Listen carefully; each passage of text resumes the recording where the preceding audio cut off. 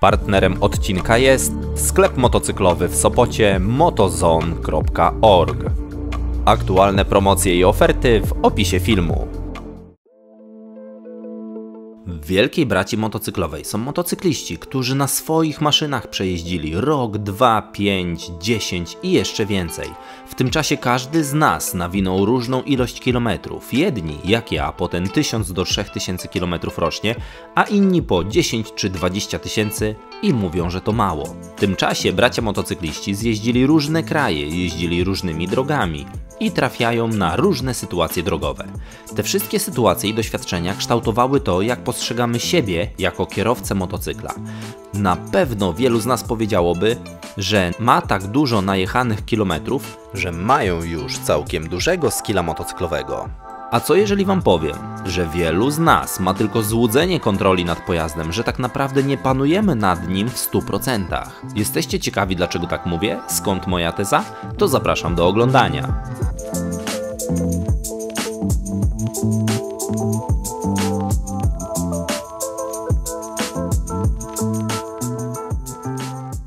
Siemanko, witajcie na kanale Zwyczajny Facet. Zanim rozpoczniemy, to pamiętajcie o subskrybowaniu kanału, dajcie łapkę w górę pod filmem i nie przedłużając, jedziemy z tematem.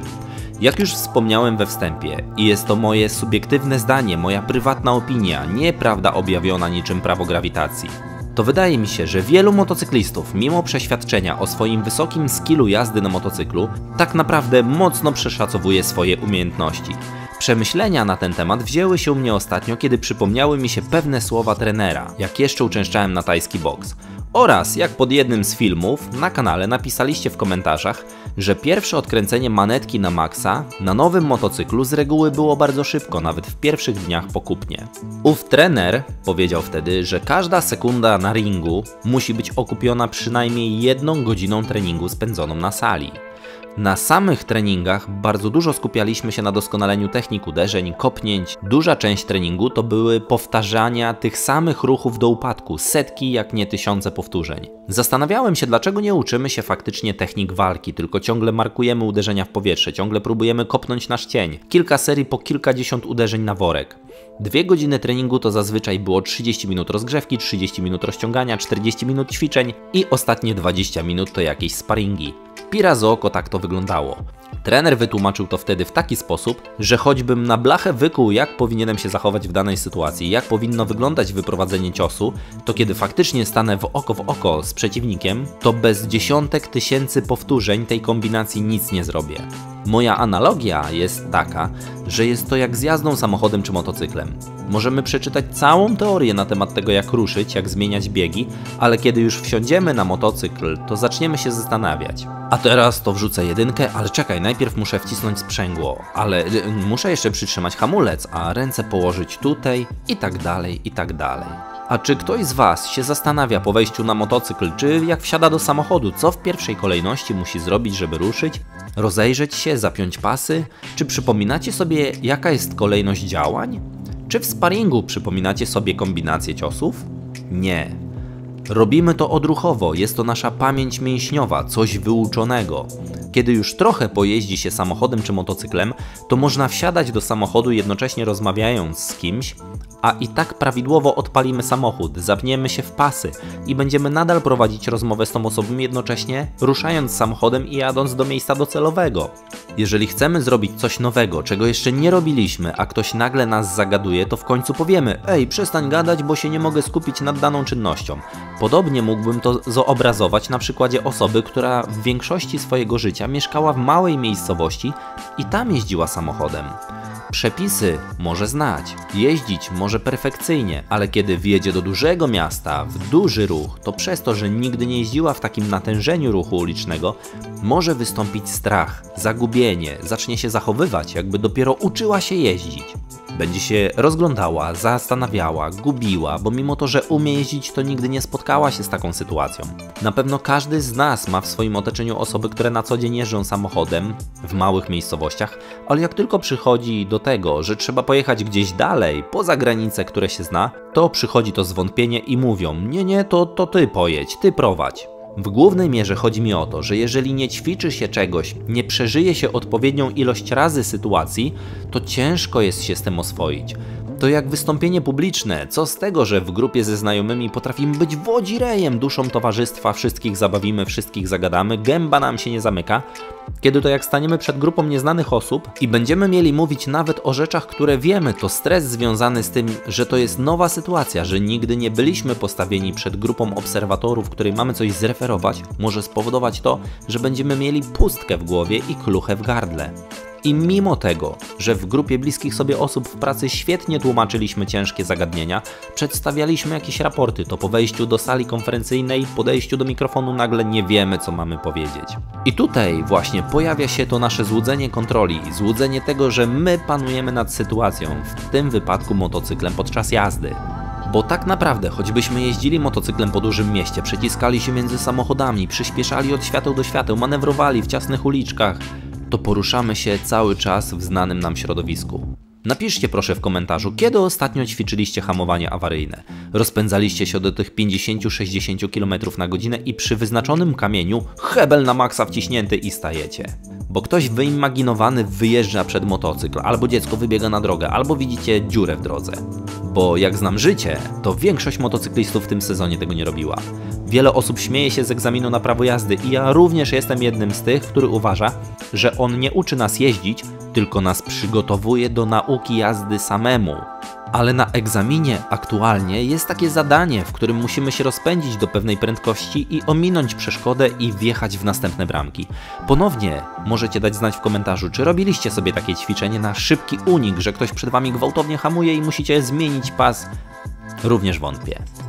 I to jest właśnie odpowiedź na to moje stwierdzenie, na tą moją tezę postawioną na samym początku filmu. Większość z nas albo w ogóle nie przeżyła sytuacji kryzysowej na motocyklu, albo nawet jak przeżyła, to w jakimś bardzo delikatnym stanie. W sensie ktoś nam zajechał raz drogę i musieliśmy awaryjnie hamować, zaczęło nas wynosić z zakrętu, musieliśmy szybko zareagować i zaczęliśmy hamować, ale się wyrobiliśmy. Mieliśmy farta, udało się. Większość z nas takich sytuacji nie ćwiczyła na porządku dziennym, tygodniowym czy miesięcznym, żeby się do nich przygotować. I nie chodzi mi o to, że jak przeżyje się poważny wypadek, to nagle nabierzemy umiejętności wychodzenia z opresji. Na treningu jak dostaniesz w twarz, to nie stajesz się nagle niezwyciężony, a raczej rozumiesz, że musisz nauczyć się uników, bloków lub szybkiej kontry, aby tych uderzeń unikać. Więc tak jak powiedział trener, niby wiemy, co mamy robić w danej sytuacji, ale jeżeli nie działa to na poziomie podświadomym, pamięci mięśniowej, jeżeli nasze działanie nie jest odruchowe w takiej sytuacji, że jeżeli ktoś nam wyjeżdża na drogę, to natychmiast łapiemy na hebel, potem szybko go odpuszczamy, odbijamy w bok, żeby wyminąć ten samochód, to nie ma szans, żebyśmy sobie poradzili. Co zrobi większość motocyklistów, kiedy ktoś im wyjedzie na pół pasa, złapie hamulec na maksa i zacznie hamować i albo się zatrzyma przed maską, albo wjedzie w tę maskę, albo położy motocykl. A każdy chyba oglądał na kursach motocyklowych, że należałoby zacząć hamować i kiedy już prędkość się zmniejszy, to wtedy jak najszybciej odbić w drugą stronę, aby ominąć przeszkodę, nie próbować zahamować do zera przed przeszkodą. Ale odruch, który może nie jest wypracowany, ale będzie pierwszym odruchem w tej sytuacji, zostanie wywołany, to będzie właśnie wciśnięcie hamulca na maksa i ewentualne położenie motocykla. Wszystko jest dobrze, dopóki nic się nie dzieje. Większość z nas, motocyklistów, potrafi dobrze jeździć, dopóki na drodze spotykamy sytuacje, które spotykają nas od dawna. Wiemy, jak na nie reagować. Obejrzyjcie sobie filmy z wypadków motocyklowych. Niedługo w sumie na kanale powinien pojawić się lub jest film, w którym staram się dawać swoją relację, co mi się wydaje, że jest przyczyną tego wypadku i co można by ewentualnie zrobić, ale wiecie, jak mówią, analiza wsteczna zawsze skuteczna, łatwo się obserwuje i potem mówi, co się źle zrobiło, co dobrze i co można było zrobić inaczej. Ale kiedy przyjdzie czas, że nas spotka taka sytuacja, to jak wytłumaczymy się z takiego wypadku? Że wszystko działo się szybko, że nie było czasu na reakcję i tak dalej, i tak dalej. Wiadomo, są sytuacje, w których najlepsi motocykliści, szkoleniowcy, zawodnicy nie byliby w stanie nic zrobić, ale nie oszukujmy się. Gro wypadków na naszych drogach to brawura, prędkość, nieumiejętność złożenia się w zakręcie, niedostosowanie prędkości do warunków drogowych, ogólny brak wymaganych umiejętności w danej sytuacji. Jak to mówią, praktyka czyni mistrza i pamiętam, jak pierwszy raz poszedłem pojeździć bokiem samochodem w zimę. Człowiek nie wiedział, dlaczego coś idzie bokiem, kiedy przestaje iść, kiedy odbijać, ale kiedy pojechało się ten drugi, 5., 10. raz, to nagle wszystko zaczęło ładnie wychodzić. Nagle zrozumiałem działanie pewnych sił działających na samochód. Zacząłem zauważać rzeczy, których nie widziałem wcześniej. I absolutnie nie chodzi mi o to, żebyście teraz wszyscy polecieli pod Carrefoura, Oshawoma czy innego Leroy i zaczęli się rozpędzać motocyklami przez cały parking i gwałtownie hamować, czy robić inne dziwne wygibasy. Bardziej chciałem w tym filmie zwrócić uwagę na to, że wielu z nas ma bardzo mocne maszyny. Wielu z nas wydaje się, że to oni mają kontrolę nad tymi maszynami. Wielu z nas mówi: przejechałem dziesiątki tysięcy kilometrów, nic mnie nie zaskoczy. A nie oszukujmy się, już taki FZ6 o mocy 100 koni mechanicznych to prawdziwa bestia, która przyspiesza szybciej niż jesteśmy sobie w stanie przeanalizować sytuację, w której znajdujemy się po 3-4 sekundach od momentu odkręcenia manetki. Bo przyspieszenie do setki zajmie nam te 3-4 sekundy, ale już wyhamowanie do zera, bo coś się stało na drodze przed nami, to już inna bajka. I większość motocyklistów oglądających teraz ten film powie, że ja zdaję sobie sprawę z ryzyka, jakie niesie ze sobą wypadek motocyklowy. Ale dopóki chodzisz na dwóch nogach, to nigdy nie zrozumiesz tego, co jeździ na wózku. O ciężarze danej sytuacji dowiadujemy się dopiero, kiedy sami się w niej znajdziemy. I nie chcę tu nikogo umoralniać czy poprawiać, chcę tylko przypomnieć, jak to czasami bywa na tym kanale, że życie mamy jedno, a najważniejsze jest w nim to, abyśmy cieszyli się nim jak najdłużej, abyśmy jeździli tak, aby zawsze być z powrotem pod domem i uściskać domowników. I absolutnie nie odstawiajmy motocykla na bok, po prostu jeździmy z głową. Tak jak nie złożymy CV na tłumacza przysięgłego z języka angielskiego, jeżeli mamy tylko poziom B1, tak samo nie odkręcajmy manetki do końca, jeżeli nie wiemy, jak potem wyhamować. No nic, to tyle na dziś. Jeżeli dotarliście do końca i uważacie, że poruszyłem ciekawy temat, to dajcie łapkę w górę. Pamiętajcie o subskrybowaniu kanału. Serdecznie zapraszam, aby zagłębić się w inne filmy na kanale, a nuż znajdziecie coś ciekawego. Szerokości na drodze, na razie, cześć!